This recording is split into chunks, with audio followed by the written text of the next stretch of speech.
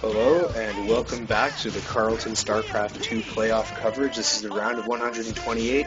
After taking the first game in the 2 versus 2, we have iPStylin representing Carleton as the Green Terran in the bottom left.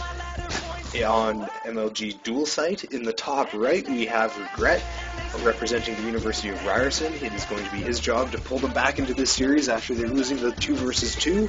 As the Zerg player, I believe he's 1,200 points masters, so he is more than capable of doing that. But we'll see if Stylin has anything to say about that. Dual site, as far as maps go, I'm not actually 100% sure on the balance of this map. I know that there's all sorts of shenanigans that can go down on it for both races, and they use it in the GSL, so I assume it's not too bad. I've seen a lot of good games on it, and I really do like the tile set. Very reminiscent of Dota, for those of you that play it. You've got multiple lanes that you can push through, and it's all green on the bottom and all like Mordor on the top, so it will be interesting to see how this plays out.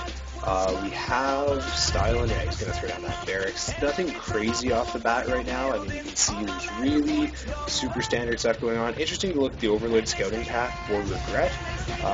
He is moving down, Overlord down here, I guess, checking for proxies and sending the second one out to kind of, I guess, also poke around for proxies and whatnot. It's a really good thing to do with your Overlords, and it looks like he's going to grab that 15 hatch. That's pretty standard, nothing crazy going on here. Stylin is going to take his gas, so we'll be curious to see what he decides to do with this, and what tech Terran player decides to go will ultimately dictate the way that this game goes out. We have nothing out of the ordinary, actually. There's not a whole lot to talk about. This is kind of nice. You can see the Overlord is going to get up on the high ground back here, so that Marines wandering around to try to get Overlord kills won't be able to do so. Zerg is sending a drone scout just to take a peek up Terran's ramp, but Stylin is too good for that and is throwing down a half depot to deny any sort of scouting. We can take a look at Regret's vision, and he saw a barracks. So that is a small win for Stylin. Regret doesn't know that there's a gas down here, doesn't know that there's an orbital, doesn't know if there isn't 6 other racks in this main. He's doing a 7 racks TLO all in. It also lets this Marine get out, and it looks like he's going to try to hunt down this Overlord. We'll see how this goes. He is checking for it, so the Overlord is actually just going to come off the high ground right now, and that Marine can start to shoot it pretty quickly. We'll see what happens. Oh, I guess it's not actually down the high ground yet, but there we go. The Marine is starting to target it. Regret doesn't respond, but he does. He pulls it back right away, so that's good. You can see Queen coming down. Regret does have some gas mining, but not enough to actually do anything with it yet. Queen on the way. He's just droning, making a couple Zerglings to get a little bit of a map control. There is a reactor going down on the barracks and a factory being built, so I suspect we'll see some reactored Hellion play from Stylin, which is super standard. Yeah, as he lifted off that factory, he's going to fly it over, land it down on this refinery as soon as the sun building on the barracks. And he's going right into a starport. So this is actually a 1-1-1 opening from Stylin. Curious to see what he decides to do with this, if he can deal any damage. He's getting that tech lab on the barracks, so we'll probably swap that out as soon as the starport is finished and go into a Banshee. We'll see if Regret is ready for that. I imagine he will be. You can see he's getting a spine crawler down at the front to deal with any sort of Hellion harass. And there's a roach warren going down, so he'll be super safe from Hellions, which are moving across the map now. I'm not sure if he's seen them yet. Where did those 4 Zerglings go?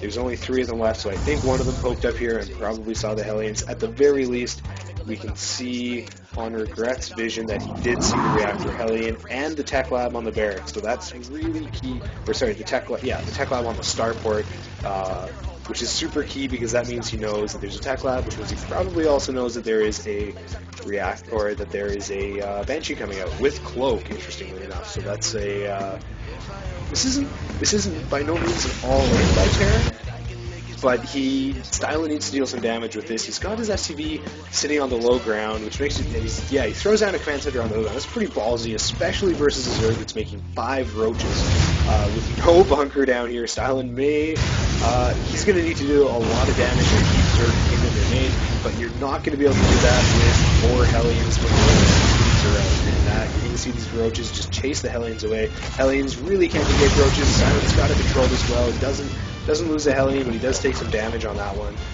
You can see Regret is just taking his 30. He probably knows that Stylin is expanding behind this, and he needs to get that up. So this is really great to see from him. And really, ultimately, like, if Terran expands with Hellions and you get 5 roaches out and just rally them across the map, they cannot harass your third because they will just die to your roaches if they do not respond properly. So you can see Stylin, knowing that, is going to keep his Hellions behind the back on the watchtowers, see what's coming across, try to intersect rallied Zerglings, but these roaches might be able to come down and actually deny this hatch. What does Stylin have up here to deal with it? He has 2 Marines back home.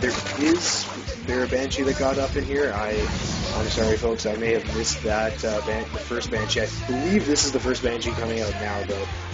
But those are going to get spotted by Zerglings, so Regret knows that this Banshee's coming. 2 Spore Crawlers immediately come down, but those aren't going to help defend against Hellions. They're going to rack up a couple of workers killed. Currently, workers killed have 7 workers killed. Might be able to get that Queen if he's careful. No, he's going to take 1 shot from the Spine Crawler. This Queen might help clean them up. We'll see at the end of this what the total worker loss damages. But these Hellions are so red, I don't know if they're going to get much else. One more drone goes down, but that might be it. Is there a Banshee in here? There is a Banshee in here racking up 1 kill, but the Spores are finished. It's 1 kill, 2 kill. The Hellions are done. There's a lot of injured drones, there's not a lot of dead drones. So good control by Stylin to continue the Banshee harass, but he's going to too soon. He's going to loses that Banshee, and you can see the Queen's out. How many Queens does Regret have out? Regret has 5 Queens out, so he's going to be able to get a ton of creep spread going and a lot of keep up on his once he's pressuring the front with roaches, which is always great, but there are Marauders and Banshees out, and that ultimately limits any sort of damage that Regret can do. But he did force the cancel. I'm sorry, I missed that. He did force the cancel on this base, and Stylin is going to have to remake that. My mini-map watching is not particularly great right now. I'm going to apologize for that. This Roach is going to get chased down. All in all, that's a really good trade for Zerg. You can see this is 3 base Zerg versus 1 base Terran. 65 supply there. I guess it's only 53, so Terran's not too far behind in supply. You can see he is nicely oversaturated in his main, so getting this natural down is really going to help him. Should start morphing that into an orbital. There you go. And the creep spread is just going to start expanding here. You can see Regret on top of that, saving some energy on his Queens for transfuse. That's always a good call. Building Spine Crawlers at his 3rd.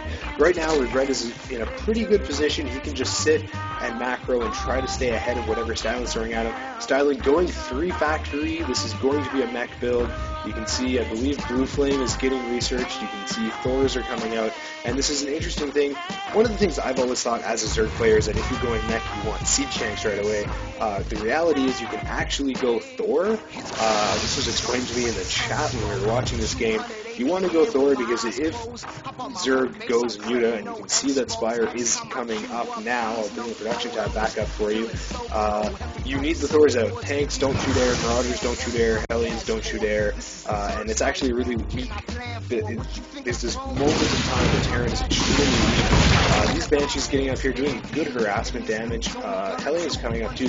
This is sort of a non-stop harass by Stylin, which is pretty nice. Oh, and these are going to be 2 ships passing in the night, but the creep gives you vision of everything. That's a lot of drones right now. They're all lined up. Zerglings just spawned. They're going to be able to deal with these Hellions, no problem. Worth it. I'll bring up that workers killed tab. We see 29 workers killed by Stylin so far, so that is actually really good. But if you're going mass, if you're getting Hellions and you're really losing all of the Hellions in the sense that all the damage you can send in, you need to be dealing damage to make sure that the work doesn't just do it at the time of this. Stylin should be okay. Thors versus this small numbers of roaches, Thors can actually hold their own with SCP repair, but there is, that's not going to kill him. He does lose 1 Thor, so that is going to be a bit of a worthwhile trade. Roaches for Thors isn't, as Zerg, you need to go Roach to deal with mech, especially in the early game, and eventually you kind of hope and pray you can get out of Thors. Blue Flame Hellions drones, we're roasting 2 more drones, so this is going to be it's going to put the emphasis back on regret to just keep oh, drones line up. That is so many drones. Oh, look at that. Transfusing the drones. That is something I don't think I've ever seen before. But one more Hellion Blast would have killed so many drones. iPStylin really could have used that. Probably would have evened out the no, it wasn't 15 drones. It would not have evened out the supply tab. But if you're going mech against Zerg, it is okay to be a little bit down on supply. One of the big things that Zerg can do, though, is that because iPStylin keeps suiciding Hellions, and what you want to do is mech, because you'll end up, ultimately mech is dictated by gas, and you end up with a lot of minerals through rules and such, so you can just turn them into blue flame Hellions, run them into the Zerg's base, and start killing drones. But what that does is it forces Zerg to turn their larvae into drones. But you force Zerg to continually drone, and as much as that sounds like a challenge, droning is really easy for Zerg, especially when they have map control like this. So you can see Regret, he's got a big clump of roaches. How many roaches is that? He's got 17 roaches on the map right now.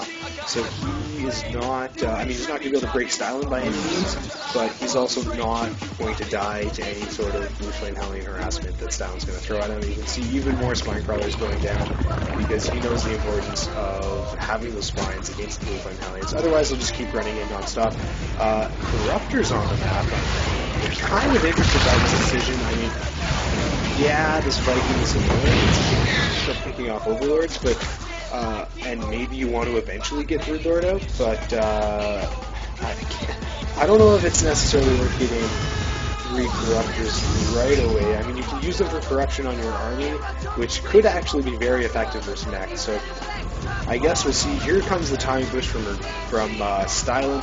Normally you want to push at 150 supply. He's pushing a little early, and it's not a good engagement with the Hellions versus roaches and SCVs. Roaches are going to win that battle every single time, especially when, I guess they don't have their upgrades yet. So, see Terrans at 1-1. Zerg is at 0-0. The upgrades heavily favoring both. Terrans ahead 2 upgrades right now. I'm just going to push through this roach army. Possibly get in to be able to deal damage, but this air ball is going to come back, and there's not very many siege tanks in this. There's only 2 tanks. It's got some SCVs up and it's keeping it contained. 2 Thors, 2 tanks, 2 Hellions are going to really be able to deal with so many roaches, and you can see Regret says, hey, we only have 2 blue flame Hellions. I'm going to start making surgeons to deal with this push, and a lot of those are coming out. That's just going to end up being a super cost-effective way to deal with it. I believe those corruption shots are corrupting down to so there they go. Here's the corruption. That's going to make the swords die so much faster. It's 50%, it's 20% more damage, not 50% more damage. That'd be kind of crazy. But it does make the Thors die faster. The Thors are all about tanking, so if they die faster, it really does make more effective in the engagements. But during that push, iPStylin did take his third, so he's even the bases up, and we see Regret trying to get ahead. Well, not really get ahead, because as Zerg, you want to try to stay a base ahead, at least 1 base ahead. Versus mech, you almost want to be 2 bases ahead, and that is exactly what Regret is going to try to do, is go up to 2 bases ahead. He's doing a little push. Again, the army is just passing on this map. This is a planetary, so that is going to ward off the small roaches. That's not going to protect the roaches in the back here from camping and just picking up SCVs and sort of denying iPStylin is gas. The Viking back here has got to be really careful because that's a lot of corruptors. You see that refinery went down. More roaches are getting rallied across, but these siege tanks are actually going to deal with that kind of shenanigan. But these 5 roaches are actually going to just pick off so many SCVs. You can see the kill counts on them are getting pretty high, and there's just nothing mining back here. iPStylin just doesn't have the army to be able to move out and deal with it because there's this army from Regret in position, and what most importantly is that iPStylin doesn't have the army to move out and deny this base or this base. So Regret is about to explode an economy. He's building a second spire, so I believe he's going to commit super heavily to that Broodlord tech. And there's the Greater Spire. Wow, that is, yeah, I think that's so good. Oh, there's a hole in his SC for it. Wall. These roaches are going to get in. Good raise on that depot, but I get that really fast. The roaches in the name, never good. What is in the name of the iPStylin? Nothing. So he's going to need to bring these stores up because as not scary as 8 roaches are, 8 roaches in 1-1 in your game when you only have doors and you can't really fight these tight positions. 8 roaches become very scary. Really bad for iPStylin. iPStylin, and you can see more zerglings and roaches are coming down, so